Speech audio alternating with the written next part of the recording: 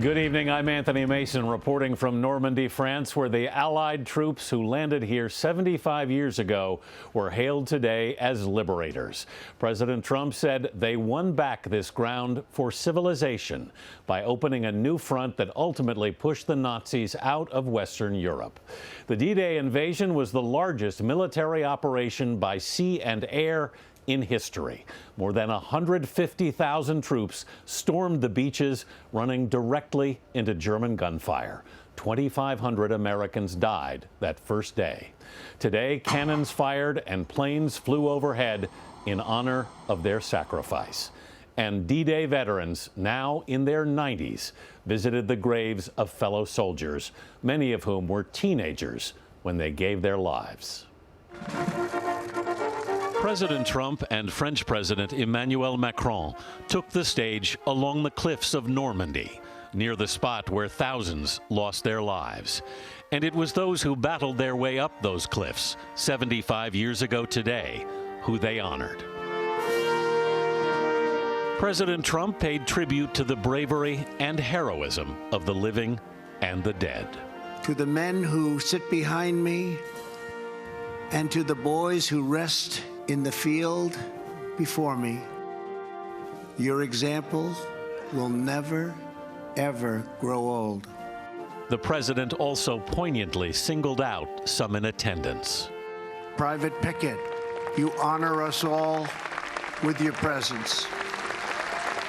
Like 94-year-old Russell Pickett, a private first class wounded in the first wave that had landed on nearby Omaha Beach.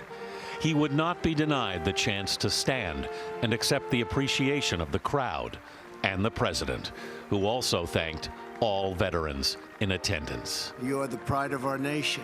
You are the glory of our republic, and we thank you from the bottom of our hearts.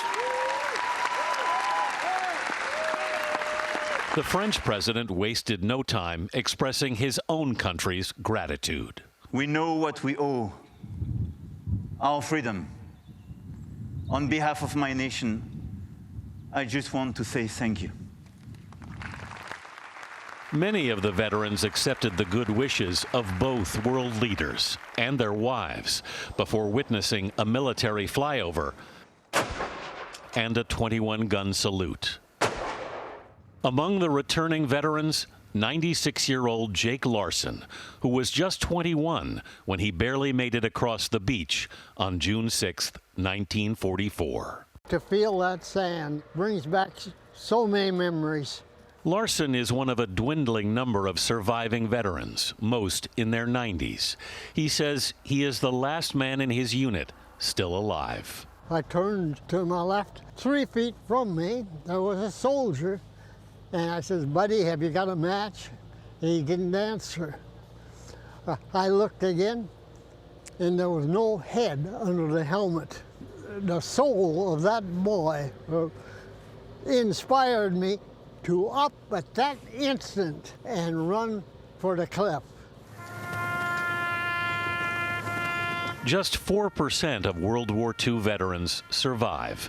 And those in France today insisted the real heroes were the more than 9,300 buried near that beach, boys who never became men.